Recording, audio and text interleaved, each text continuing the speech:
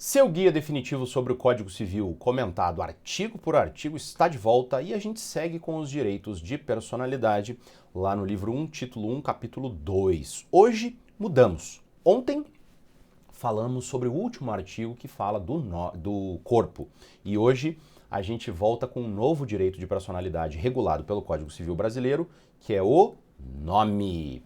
E o artigo 16 estabelece que toda pessoa tem direito ao nome. Esse nome ele é composto de duas partes, o prenome e o sobrenome. Então o nosso nome é composto de duas partes. O meu nome, né? Paulo Henrique Martins de Souza. Paulo Henrique, prenome, ou que a gente chama no popular às vezes de primeiro nome, né? E o sobrenome, ou segundo nome, ou apelido de família. No meu caso, Martins de Souza. No meu caso, inclusive, eu tenho prenome composto ou dúplice e sobrenome ou apelido de família ou segundo nome também composto ou dúplice. Inclusive é uma tradição lusitana que a gente importou, né, de Portugal, cá para o Brasil ter sobrenomes muitos, né? Tem gente aí, talvez você que esteja me ouvindo, tem 3, 4, 5 sobrenomes. Não é nada incomum.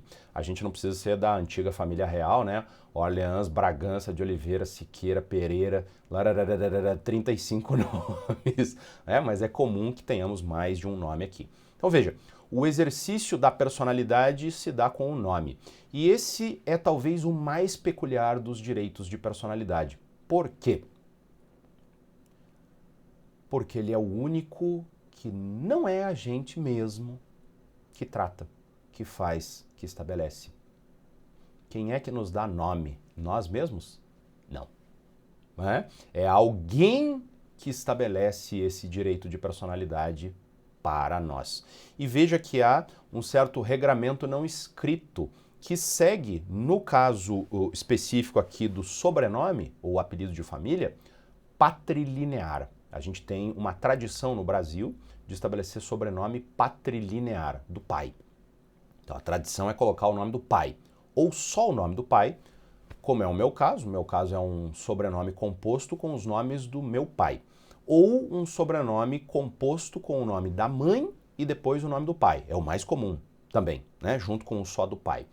Posso fazer o inverso, colocar o do pai e depois da mãe? Pode, possível. E só o da mãe também pode? Pode, também é possível. Mas não é o comum, porque o comum nosso é patrilinear. Esse artigo 16, ele dá apenas a base para o direito ao nome. Por quê? Porque o direito ao nome, ele é tratado pela Lei 6.015 de 1973, a Lei de Registros Públicos, LRP. Como é que funciona o nome? LRP vai dizer, por exemplo, gêmeo. Gêmeo tem que ter nome diferente, não pode ter nome igual. Alguns têm o primeiro do prenome igual, né? Luiz Fernando, Luiz Ricardo. Pode? Pode, não pode ter igual. Ah, mas e se for filho de um outro casamento, não sei o que, como é que fica? Tem lá na Lei de Registros Públicos especificamente. E a Lei de Registros Públicos, ela tradicionalmente, ela é pensada para que esse nome seja imutável. Então, em regra, a gente não muda o nome. É o meu caso, eu posso me exemplificar aqui. Nunca mudei meu nome, nem o prenome, nem o sobrenome. E não tenho pretensão de mudar os meus nomes aqui. Porém, a própria Lei de Registros Públicos permite que eu altere o meu nome em algumas circunstâncias. O sobrenome, historicamente, é o que é mais fácil de mudar. E, historicamente, ele é mudado pela mulher quando casa, que assume o sobrenome do marido. Tá? Segundo, divórcio. Eu volto ao nome de solteira. Essa é a alteração mais comum. Mas a gente tem várias outras hipóteses lá na Lei de Registros Públicos que permitem que eu altere o meu sobrenome. Quanto ao prenome, desde a lei do SERP, Sistema Eletrônico de Registros Públicos, a lei do SERP passou a permitir a alteração livre do prenome. Hoje, se eu quiser mudar o meu nome, eu vou no cartório e mudo. Paulo Henrique, eu quero me chamar Paulo Ricardo. Posso? Posso. Quero tirar o Paulo, ficar só Henrique. Posso? Posso. Posso mudar o nome para Nabucodonosor. Pode? Pode. Não tem nenhum problema. Posso mudar o nome para qual quiser. Tá?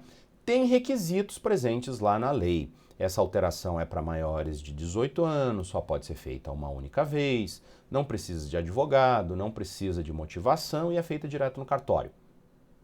Tá? Posso fazer a alteração aqui do meu pré-nome. Então, se você tem um pré-nome que você não gosta na dica de nada, reflita bem, porque você só pode fazer essa mudança uma vez. Mas você pode mudar. Você pode ir lá para o cartório e pedir a alteração. Tá? Aqui no Brasil, extremamente importante, por quê? Porque os pais têm umas ideias de titica de galinha, de botar uns nomes cada vez mais esquisitos nos filhos, né? Eu não vou dar um exemplo porque eu corro o risco de usar o seu nome como exemplo e você ficar chateada por aí.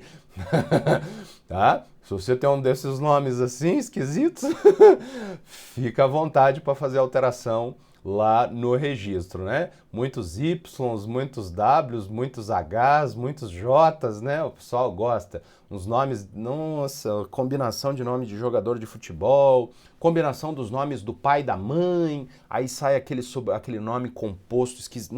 Ave Maria, né? Lembrando, a própria lei de registros públicos, ela estabelece que o oficial do registro não deve registrar nomes que sujeitam a criança ao ridículo. Tá? Nomes pejorativos. Não tem como. Se eu chegar lá e quiser registrar o nome do meu filho com o nome de um palavrão, eu não vou citar algum aqui para depois não ficar um pi no nome, né? Então, se eu quero registrar o nome do menino de pi, Martins de Souza, não vou conseguir. Tá? Só que na prática, muitos desses nomes esquisitões acabam sendo registrados. Então eu consigo fazer a alteração. E também, claro, se eu quiser fazer esse registro e o oficial do registro se negar, falar, não, esse aí não pode registrar não. Eu posso recorrer ao juiz para que o juiz decida a respeito. Amanhã a gente volta com o nome, mais uma vez, no artigo 17. Não esqueça de ativar o sininho, não esqueça de me seguir lá nas redes sociais pelo QR Code.